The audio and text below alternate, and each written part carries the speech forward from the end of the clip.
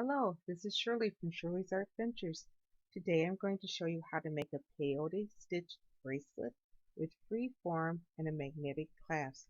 We're going to start with 6-pound fire line, seed beads that are 8/0 in size. I am using the colors of tea rose, salmon, Ceylon, and charcoal seed beads. Two are matte in color and one is very shiny. You see here I'm laying out my beads for my first row. It's going to be an even count, so I have 10 beads in my first row, and I'm going to start with a stop bead. This is the bead you put on the end of the row so your beads you add do not fall off. So you pick up the bead and you go through it a second time and you pull it to the end. You leave a little tail. So now I can thread my beads on and they will stop at the stop bead. So for this pattern, it's a free-form pattern. So you are creating your own pattern of beads. This is going to be kind of zigzaggy. So I picked up 3 of the seafoam color, 3 of the charcoal color, and 4 of the salmon color. And those add up to 10. So that is my first and second row technically in peyote stitch. Now peyote stitch, you are alternating where they stick out. It's going to kind of look like a brick. So I'm turning my row, so I pick up another salmon color. I skip the one on my fire line and I go to the next bead. So the first 2 beads are going to be sitting one on top of the other. So now I'm going to pick up another salmon color. I'm going to skip the next bead and go to the next bead. Now the first row is by far the hardest row because they do turn around and you do have to try to orientate the beads in the right way. For this pattern, I'm picking up another salmon colored bead, skipping the next bead, going through the next bead. You do this across the row. Now I'm looking at what I have. I have black and the seafoam color, so I decided to pick up a seafoam. I'm skipping the charcoal and I'm going to the next seafoam. And now I have another seafoam. So what am I going to do here? I decided that I'm going to start, what am I going to do? I'm going to start the charcoal. So I pick up the charcoal color, skip the seafoam, and go to the next charcoal color. Oh, it's not seafoam, it's tea rose. Excuse me, tea rose. That's the color. Oh, maybe it is seafoam. I may have grabbed the wrong bag for here. But, so now I'm turning and I'm at the end. I picked up a charcoal. I turn it and I go back through the other charcoal. And I see, now it's creating a little pattern there. I see, I think I'm going to do another charcoal. So I pick up a charcoal. I'm skipping over, I called it seafoam. I'm just going to call it off-white from now on. Okay, off-white. I'm skipping over the off-white and I'm going to the next off-white. And what is it telling me? My pattern is telling me to pick up an off-white. So I go over the next bead, which I think is a salmon bead. Can't totally see. My fingers covering it up. And yes, it is. So I'm going to do a little salmon triangle here. So I skip a salmon bead, I go to the next salmon bead, and I'm going to, when I pull it tight, I pick up another salmon colored bead, and I'm going to go through the last bead in the row. So there is another row. Here I pull it tight, and if you look, every other bead juts out. So then it becomes a lot easier from here on. You just follow back your pattern. So in a turning row, you pick up a bead, you turn it, and you skip the first bead, and you go to the next bead, and you pull it tight. Pick up the next bead, skip the next bead, go to the next bead, and pull it tight. Now you see I have my off-white here, so that is a stripe. I wanted to create an off-white stripe, so I'm picking up the off-white, and it will automatically create a diagonal type of stripe in peyote stitch because they line up kind of like a brick.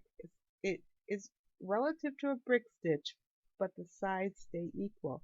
In a brick stitch, it gets smaller as you go on, but this stays equal, and even count is easier than odd count. Odd count works, but you have to know how to turn the second side because you don't end like this where you can just pick up a bead and lie it on top of the other bead. So I have a charcoal stripe and I want to create an off-white stripe there. And it's going to be kind of a little V, so then I do another off-white bead. I'm going to go through the charcoal bead, and I'm coming out of the charcoal bead, and to carry on the stripe I'm going to pick up another charcoal bead. So that's kind of easy. Sometimes you pick up the bead you're coming out of, sometimes you pick up the color of bead that you're going into, depending on what pattern you're creating. Now I am creating a little triangular shape with a salmon color, but I'm outlining it with the off-white color. So I picked up an off-white, now I'm picking up a salmon. I'm at the end of the row, so I'm going to pick up another salmon, go back to the salmon, and you see to create a border around that I need to pick up an off-white now because I have a little diamond there or a triangle.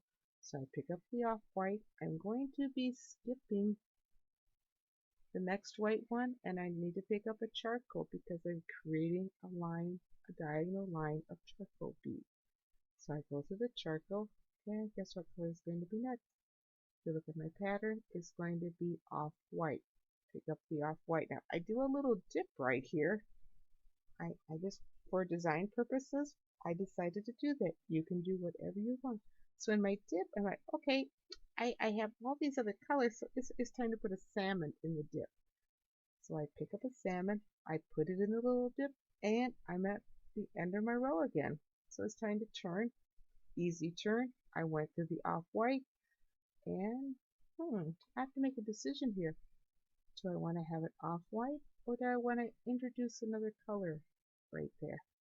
And since I kind of have this little V going, the color I need to introduce back in is the salmon. I need to follow what I have designed.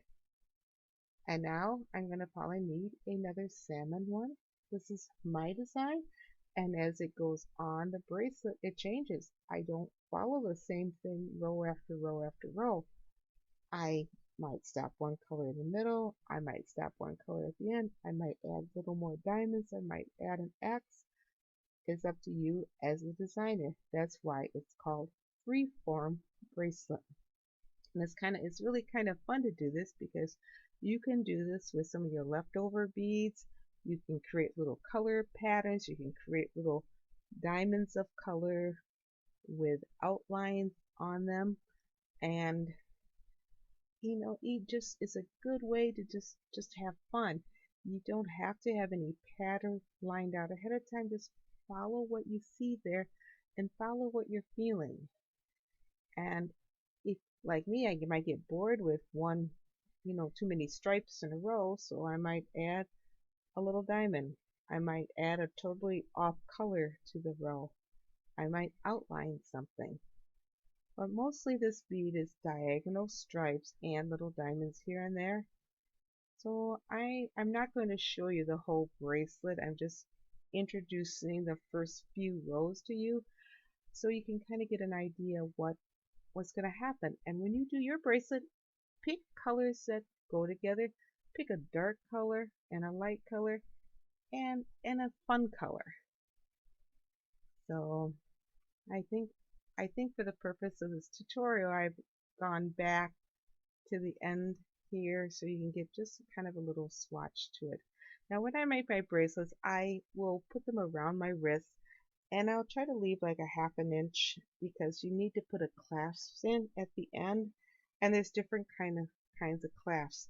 For this bracelet, I added a magnetic clasp with a cord, so in case you swing your arm wide or you get caught in something, your bracelet doesn't fall off.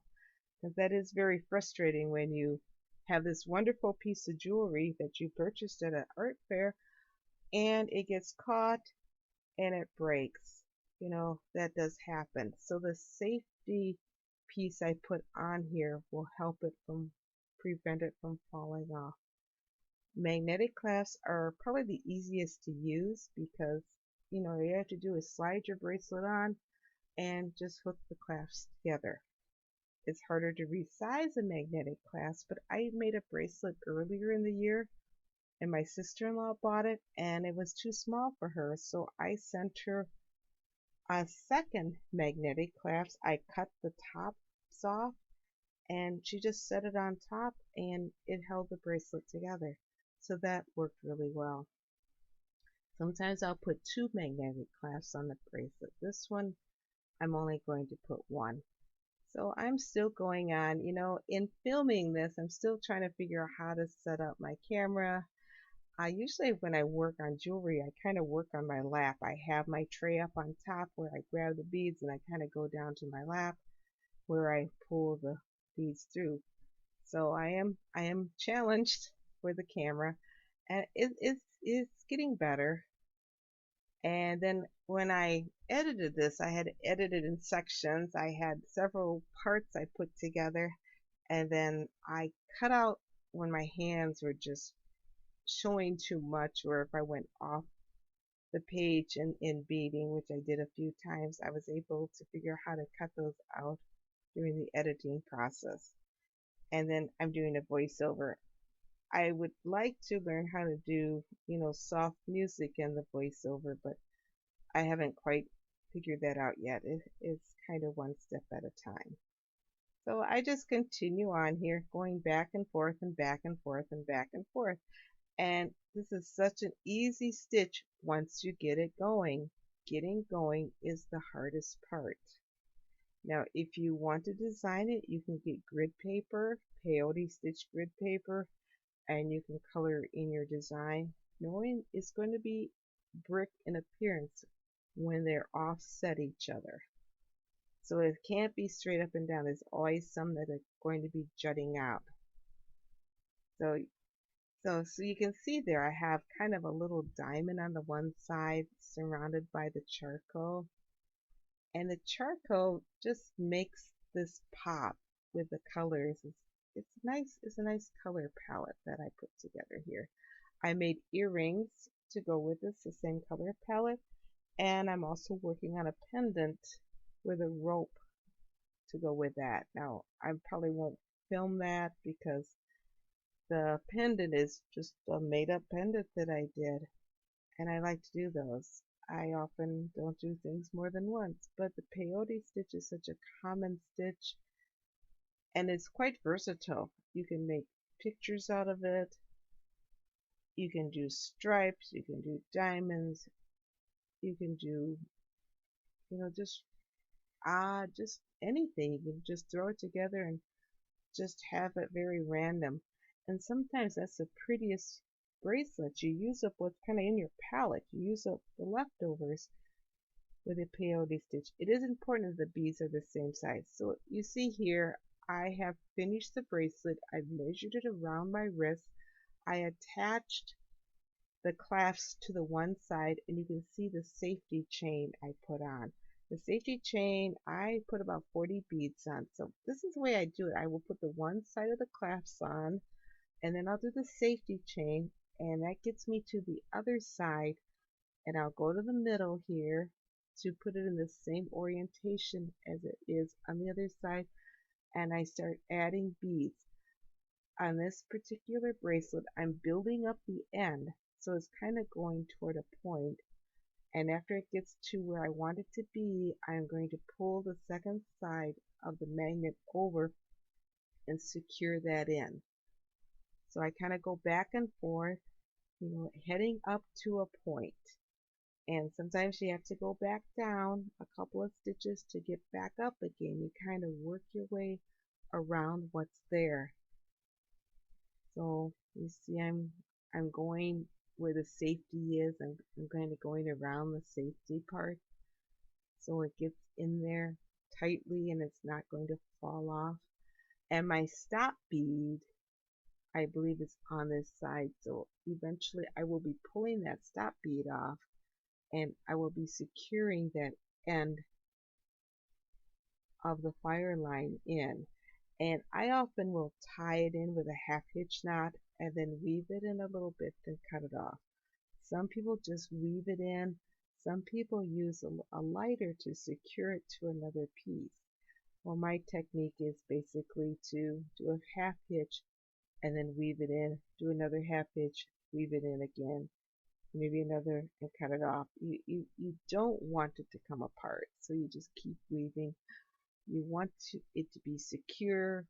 If I'm doing a necklace, I would go through it 2 or 3 times to just give it some security, because you don't want to sell a piece and have it break right away. And sometimes you need a little support. So now you see I picked up the other side of the clasp and I'm sewing it on. Now it might be crooked, but it doesn't matter because the clasp will come apart. These are very, very strong magnets. I got them at a bead store. I bought magnets online that weren't as strong as these. I bought magnets that would even come apart, but these are like one metal piece with a loop at the end that you sew through. So I'm going to go through that loop 3 times for sure, maybe more, since the magnet is so strong. When you pull it open, you don't want to break that because it will start to come apart. And like I said before, as a jewelry artist, you don't want the person buying your work to have to call you up and say, hey, please fix it because this came off. And sometimes I will do this. I will fix my work. Of course I'll fix my work because I guarantee that if you don't like what I've done or if it breaks, I'm going to fix it. So I try to make it good enough that it's not going to break, but sometimes it does. Sometimes when you're using crystals, they do have sharp sides to them. And the more you pull your thread through your work over and over and over again, it starts to thin it out. And if you make a mistake, then you're pulling things out. And sometimes it will not. So then you're pulling things out. So it does get thinner. Okay, I'm almost done here. And when I get done with this side, once I feel I have it secure, I will go back through that safety catch. And this safety catch, what did I do? I did 3, then an alternate color, then 3, then a different color. Or did I do 5? I can't remember. I guess I did 5. I did 5 of one color, then I did a charcoal, 5 salmon, charcoal, 5 of the off-white, charcoal, and I never can remember how many I need. I need at least 30, 40, 45 beads to make this safety clasp long enough to fit it over your hand, because you got to be able to fit it over your hand in order to secure it.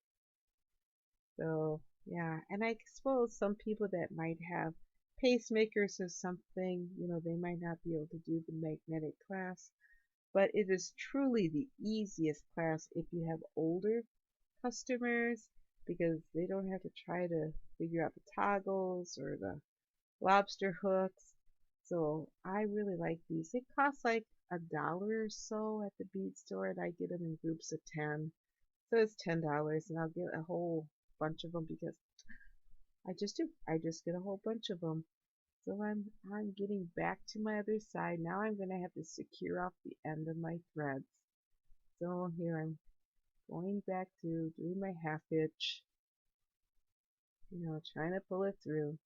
I use a shorter beading needle than you see on some beading tutorials. I like that because I don't know, it's a secure needle. I can actually thread the eye. Some of the needles, I honestly don't know how you can thread the eyes of those little tiny needles that you need to use with a 15-0. I have a couple of those, and those eyes, oh boy. Yeah, you might have to go down to the smaller fire line. I actually started with 10-pound fire line, and now I'm down to 6. Or I think I really started with 12-pound fire line early on when I didn't know what I was doing. I also had bead thread, and that would fray at the ends, and it was hard to thread the needles when I first started. Plus, I used smaller needles.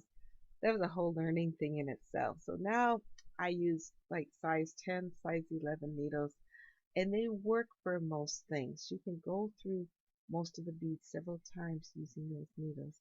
So I am getting this finished up. I'm securing my ends here.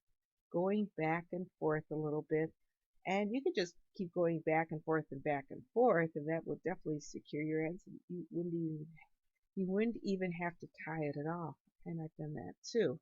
But, I'm kind of a little Miss Paranoid, so I have to secure at the ends here. Usually with my half hitch knots, and I go back far enough that when you cut it off, hopefully it's not going to come out of where you left. Cut it off. You don't want it hanging there. You want to get rid of all your ends. So I do my little snipper tool and I cut it off. And let's see, am I going to go through and do the other end? I don't totally remember what I did because I put the bracelet on, so there it is. I do have to finish up that other end. So there is my bracelet. And if you're making this for somebody, you might need to ask them for the size of their wrist and figure out how much you have to put on at the end. So thank you for watching. So this is Shirley from Shirley's